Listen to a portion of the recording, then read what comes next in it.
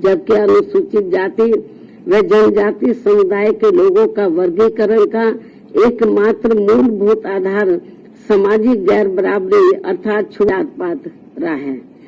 ऐतिहासिक तौर पर सामाजिक गैर बराबरी की वजह से ही आरक्षण दिया गया है, तो ऐसे में जाति के आधार पर प्रताड़ना झेलने वाले समुदाय के बीच आरक्षण का बंटवारा करना ये पूर्ण रूप से अनुचित, असंवैधानिक व गलत है, क्योंकि दलितों व आदिवासियों के लिए आरक्षण का उद्देश्य जात पात व छुआछूत की बुराइयों को दूर करना था। साथ ही दिनांक 1 अगस्त 2024 के माननीय सुप्रीम कोर्ट के निर्णय अनुसार अब राज्य सरकारें अनुसूचित जाति व जनजाति का उप वर्गीकरण कर सकती हैं, जो कि असंवैधानिक है एवं उचित नहीं है। इतना ही नहीं बल्कि अनुसूचित जाति एवं जनजाति समुदाय का उप वर्गीकरण जिसे माननीय सुप्रीम कोर्ट ने अनुमति दे दी है, इसे अब राजनीतिक दलों द्वारा राजनीतिक हथियार के रूप में उपयोग किया जाएगा। जहां एक तरफ राजनीतिक दल अपने राजनीतिक उद्देश्यों को पूरा करने के लिए कुछ अनुसूचित जाति व जनजाति वर्गों को हाशिए पर धकेल देंगे और उनके लिए पक्षपात का माहौल बनाकर अपना उद्देश्य पूरा करेंगे, तो वही दूसरी तरफ अनुसूचित जाति एवं जनजाति के इस उप वर्गीकरण के कारण काफी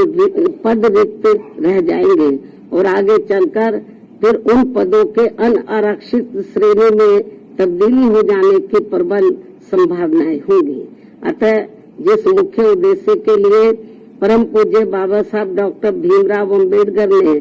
संविधान के तहत अनुसूचित जाति एवं जनजाति वर्ग को आरक्षण दिया था, उसे अब एक प्रकार से प्रभावहीन बना दिया जाएगा, अर्थात खत्म कर दिया जाएगा। वैसे भी खासकर बीजेपी, कांग्रेस व समाजवादी पार्टी आदि हमेशा से ही एसटी वर्गों को मिल रहे आरक्षण के विरुद्ध रहे हैं और इसलिए उनके वकीलों ने उप वर्गीकरण की काफी जोरदारी से कोर्ट सामने अपनी दलीलें भी रखी हैं और इसे खत्म करने की सिफारिश में ये पार्टियां हमेशा प्रयासरत रहती हैं। समाजवादी पार्टी ने तो संसद के भीतर ही पदोन्नति में आरक्षण संबंधी बिल को ही बीजेपी और कांग्रेस की मिलीभगत से फाड़ दिया था, जिसे आज तक केंद्र सरकार संसद में दोबारा नहीं ला सकी है, जिसकी वजह से माननीय सुप्रीम कोर्ट के नागराज के निर्णय एससी व एसटी कर्मचारियों को पदोन्नति में आरक्षण संबंधी लाभ से वंचित रहना पड़ा है तथा अब इसी प्रकार से इस नए निर्णय दिनांक 1 अगस्त 2024 के तहत अंत में हमेशा के लिए ही इन वर्गों को आरक्षण से वंचित रहेगा और इससे फिर बीजेपी, कांग्रेस व समाजवादी पार्टी आदि को आरक्षण खत्म करने के लिए इन्हें संविधान बदलने की भी जरूरत नहीं पड़ेगी। और यही कारण है कि इन पार्टियों ने केंद्र सरकार व राज्य सरकारों की तरफ से उचित पैरवी भी नहीं की है और काफी कुछ उप वर्गीकरण के पक्ष में दलीलें रखी हैं, जिससे कि मौजूदा चल रहे आरक्षण के विरुद्ध निर्णय आए और एनडीए व इंडिया अलायंस की सभी पार्टियों की नीयत ठीक होती और वो एससी व एसटी को मिल रहे आरक्षण में छेड़छाड़ आदि करके उसे खत्म नहीं करना चाहते, तो फिर मेरी इन सभी पार्टियों से ये अपील है कि ये सभी पार्टियां इस विषय पर, इस मुद्दे पर देश के समूचे एससी व एसटी समाज के समक्ष अपने स्पष्ट करें और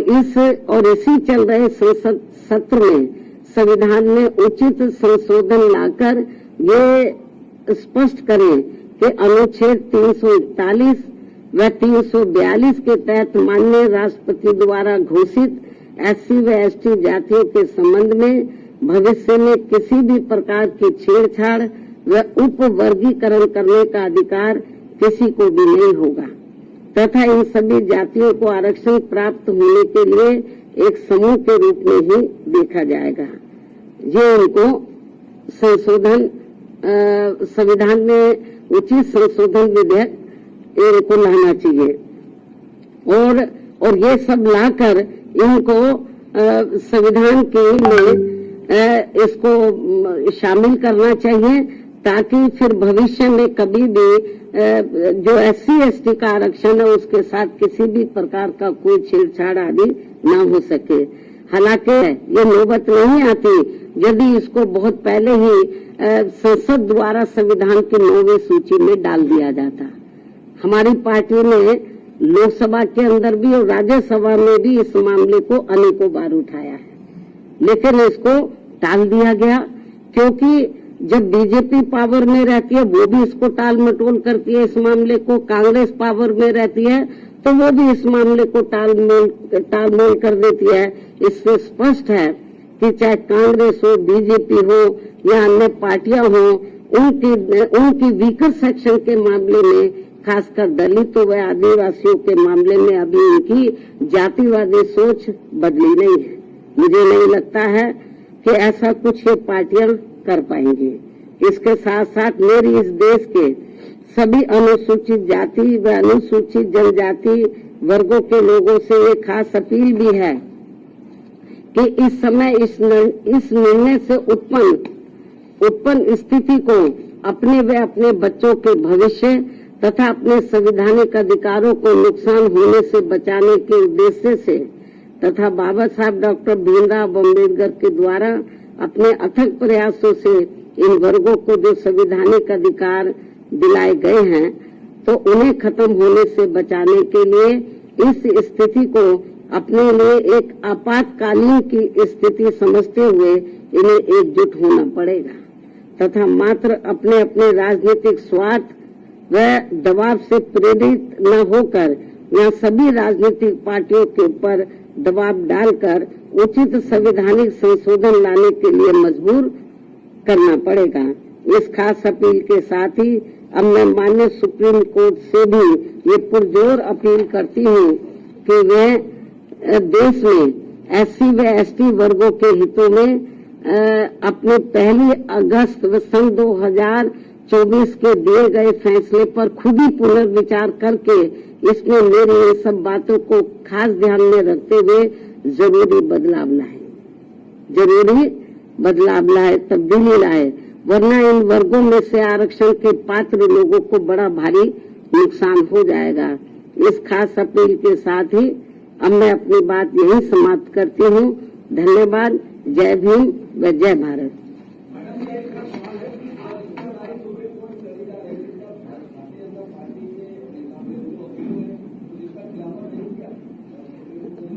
नहीं, उसका खिलाफत इन्होंने नहीं किया। वो पूरा उन्होंने तो बल्कि इस मामले में वो ऐसी दलीलें रखते रहे कि जिससे माननीय सुप्रीम कोर्ट को ये फैसला देने में उनको और मदद मिल गई। चाहे तो कांग्रेस की ओर से वकील खड़े हुए या सरकार की ओर से खड़े हुए हों, इन्होंने एक प्रकार से माननीय सुप्रीम कोर्ट की मदद ही की है इस मामले में। तो इससे जाहिर हो जाता है कि इनकी इंटेंशन सही नहीं है और ये लोग SC और ST को जो रिजर्वेशन मिल रहा है इसको सीधा खुद ना खत्म करके माननीय कोर्ट के जरिए, जुडिशरी के जरिए ये इसको खत्म करना चाहते और इसमें ये लोग काफी हद तक कामयाब भी हो गए हैं और हमारी पार्टी इसको लेकर बड़ी चिंतित है।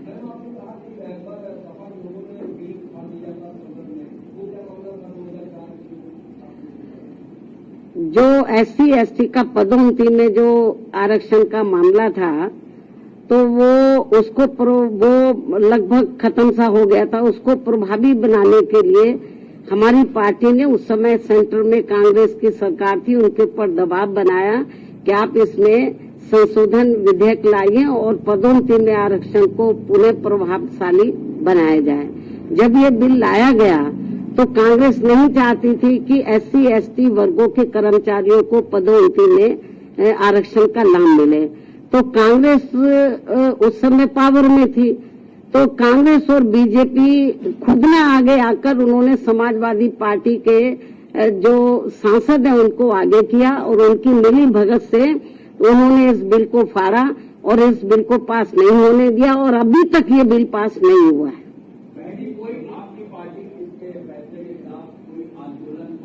नहीं, अभी आंदोलन मैं आपको जो बताया ना कि हम लोग तो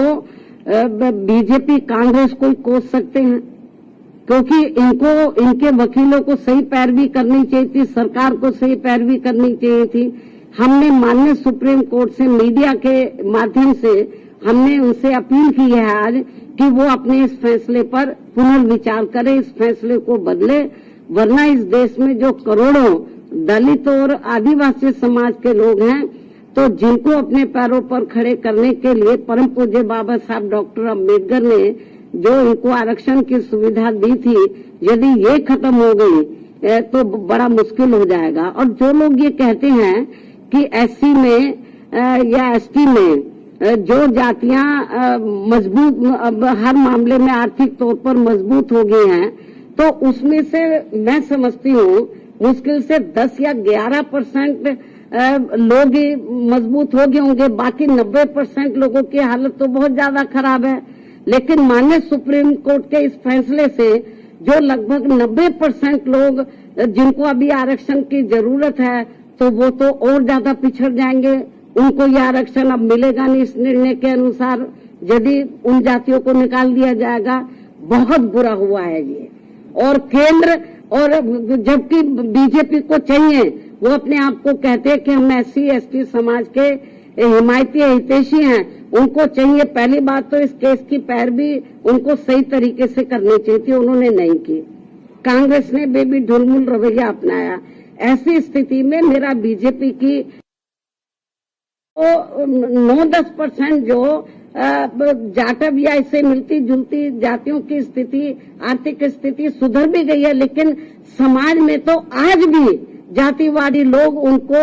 पुराने नजरिए से देखते हैं, जात पात तरीके से देखते हैं। इसलिए अभी इन सबको रिजर्वेशन की बहुत ज्यादा सख्त जरूरत है। नहीं, अभी ये तो माननीय सुप्रीम कोर्ट को बताना चाहिए था ना, हम लोग तो नहीं करेंगे। सुप्रीम कोर्ट ने कोई इसका पैमाना अभी तय किया नहीं है। बहुत ढुलमुल ये जजमेंट है और इस तरीके से इसकी आड़ में राज्य सरकारें जो एससी एसटी को अभी तक रिजर्वेशन मिल रहा है, इसको बिल्कुल निष्प्रभावी बना देंगी, ना के बराबर इसको कर देंगी, लोगों को कोई इसका लाभ नहीं मिलेगा। नहीं, हमारे को तो उन्होंने कब बुलाया ही नहीं, जबकि हमारी पार्टी इनके लिए लड़ाई लड़ती रही है। हमको भी बुलाते तो हमारी ओर से वकील जरूर जाता।